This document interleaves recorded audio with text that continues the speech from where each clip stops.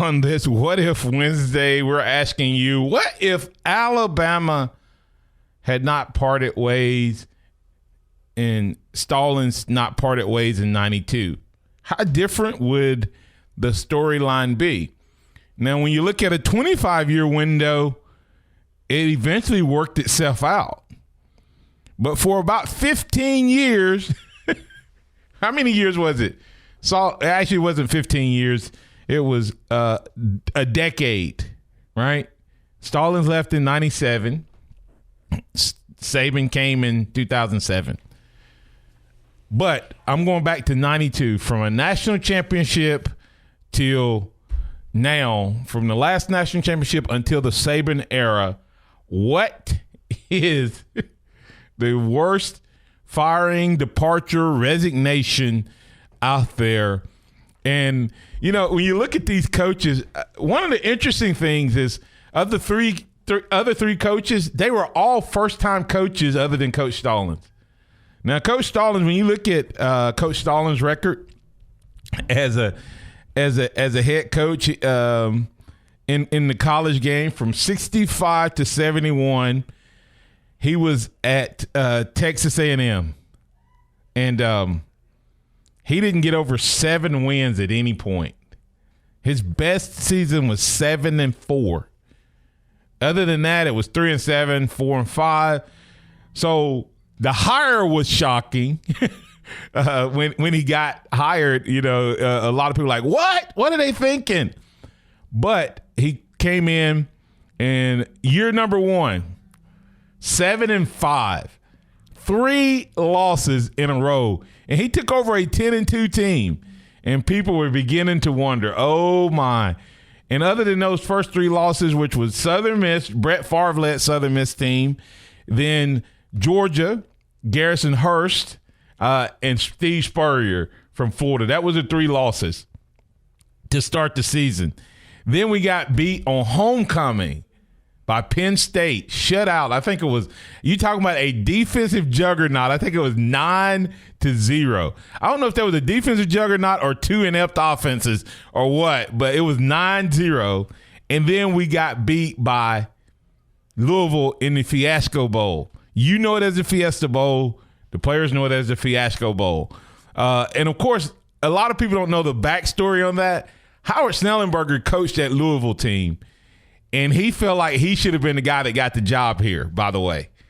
And that was a way for him. And they say these people don't set up matches in the postseason and in the tournament and things like that. You can't tell me that it was just coincidence that Alabama at 7-4 ended up in the Fiesta Bowl, okay, against Louisville. The Fiesta Bowl. Could you imagine a 7-4 team playing in the Fiesta Bowl?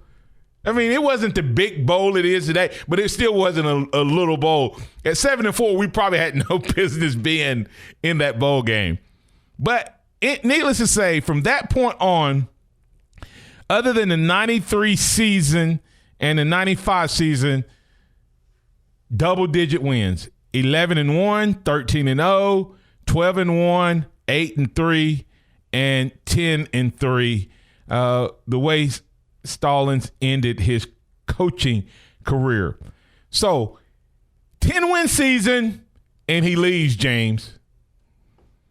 And Alabama went on a rough ride there, hiring, 3 Mikes and a Dennis? But all of those coaches, except for Mike Price, who didn't coach a game, the 3 who coached all won at least a 10-win season. But it was up and down roller coaster. And then finally, Saban came and things have turned around. Ole Miss, on the other hand, had a guy come in, never been a head coach from my understanding, David Cutcliffe. He comes in 98, and I think they were on probation. Or no, he was interim. He was interim. He won his first game in the bowl game. Mm-hmm. And then he went 8-4, 7-5, 7-4, 7-6. So consistent. I mean, he was consistent. And then he went 10-3 and 4-7 So he crashed. Then he had a down season, and they fired him. Now that 10-3, if I'm not mistaken, was Eli's senior year, right? Correct. So you should give the man a chance to be post Eli. They had one SEC loss to Nick Saban's LSU Tigers in that 10-3 season, and he gets fired, and until they got Hugh Freeze, it's been. I guess they brought Houston Nutt in from Arkansas, right? And Houston, it wasn't bad, but then come find out he did a little cheating, and then they hired Ed Orgeron, which he qualifies in the poll question of which is the worst hire. Was that the worst hire? And now, of course, you go, well, David Cutcliffe, I think, was bad because of expectations that were probably unfounded by the Ole Miss. But is it the worst? I don't know. I don't know if it's the worst or not, just because they've actually won more than they would have with the current situation. And since that time, have they really been any worse or any better than they were, James? From a record standpoint. Now, from PR standpoint, the hiring of Ed Orgeron was just crazy. Come on, JoJo. Show him JoJo. It did give us JoJo. It did give us JoJo. It'll probably be the reason we have Ed Orgeron today. He's going to have to overcome that. Come on, JoJo. If you don't know what I'm talking about, just go look at the Hummer commercial for Ed Orgeron. But when you look at David Cutcliffe, he was a guy, I think, a young coach who could have done, I think, some good things at Ole Miss. Look what he's done over at Duke. The last couple of years they've kind of struggled, but at the peak he had 10 wins, 9 wins, 8 wins, kind of 4 bowls in a row. I think the first time Duke's ever been to 4 consecutive bowl games. He took Ole Miss to 4 bowl games out of his 7-year tenure there, or 6 years because he didn't really coach that first year. So 4 out of 6 years he was in a bowl game. What did they expect at Ole Miss, James? I mean, now they have Hugh Freeze, but it's probably going to cost them, even though they've won under Hugh Freeze, and you would think Hugh Freeze would be the best. No one can top what Ed Orgeron did there, though. But anyway, tell them about it, JoJo. JoJo was telling us about that Hummer over there in Mississippi, and he's still, to me, that's still one of the funniest things I've seen. You got a Hummer, you need a Hummer, I need a Hummer, we all need a Hummer. But anyway, moving on, you got David Cutcliffe at Ole Miss. Then you got Phil Fulmer and Mark Richt. Mark Richt firing at Georgia. He missed.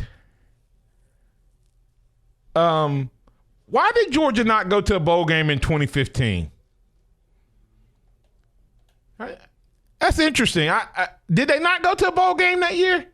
I think they did, but had an interim coach coach the bowl game. Okay, that's what it was. Okay, that's right. So let's look at Mark Richt's record. He came to Georgia, brand new head coach, had never been a head coach before, okay? Came from Florida State, 8-4. Other than the 2010 season, he never went below that record again.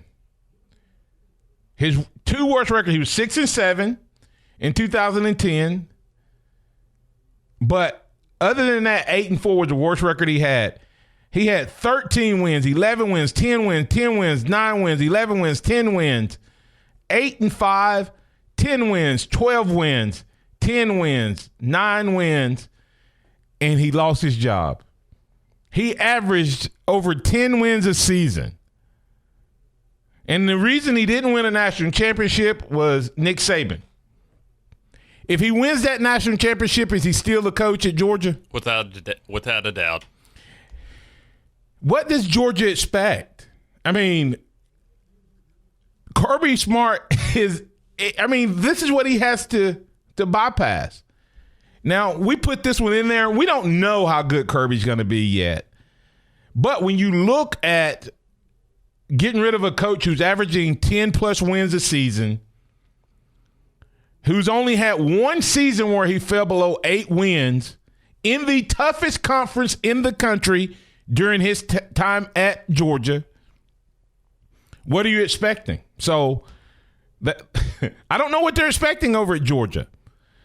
But the winner, in my opinion, of the poll, running away with it, would have to be Tennessee. As bad as it is,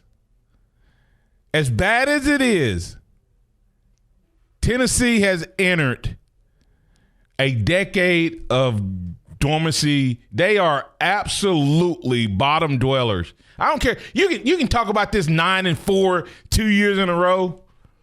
The reality of it is, now, should they have gotten rid of Fulmer?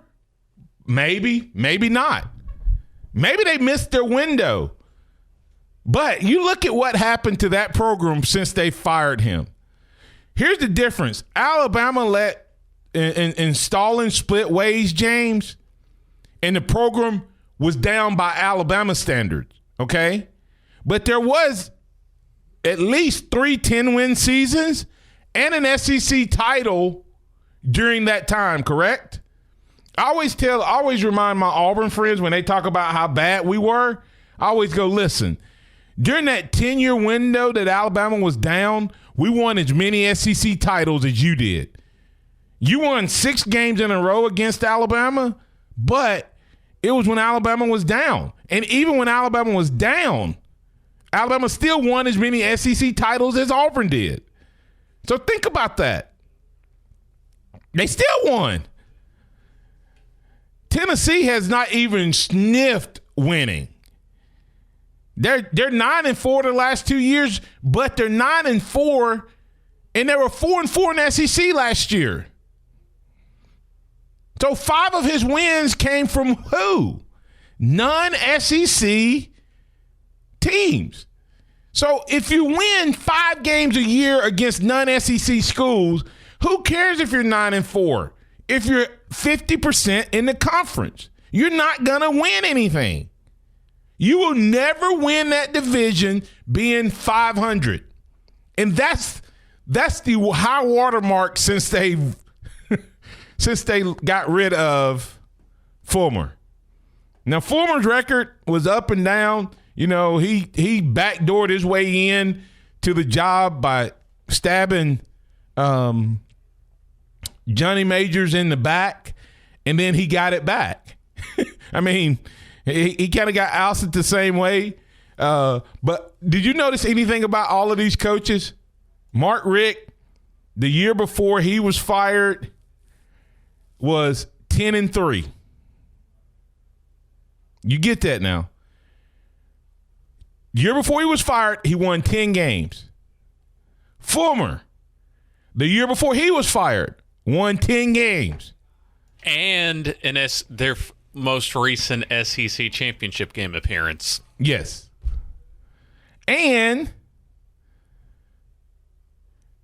Cutcliffe, the year before he was fired, 10 wins. And Stallings, the year he left, was 10 wins. Could you imagine, James, do you realize in the entire country last year, there was 8 teams, 8 coaches that won 9 games. Only 8 coaches that won 9 or more games other than Saban, Dabo, Meyer, and who was it? Stoops, I think. Everybody else, it was only 8 total coaches in the entire country. And all these guys got fired 1 year after winning 10 games. Could you imagine what would happen today? Chris Peterson was another one of the he was exclusive list. Yeah, he was one. I think was it 5 coaches that won? It was the last 2 years. I'm sorry, not just last year. In the last 2 years, it was only 8 that had won 9 or more games. And Butch Jones was one of those. Could you imagine? These coaches all got fired and had won 10 games within their last year. So, anyway, I think Fulmer gets it because Tennessee has yet to prove they can recover. Alabama struggled and eventually proved they could recover. Ole Miss has had a better season than what they've had. They've had a better run under Cutcliffe. Still was a crazy fire. Mark Richt, the jury's still out on it. But Fulmer and Tennessee, who knows if they'll recover.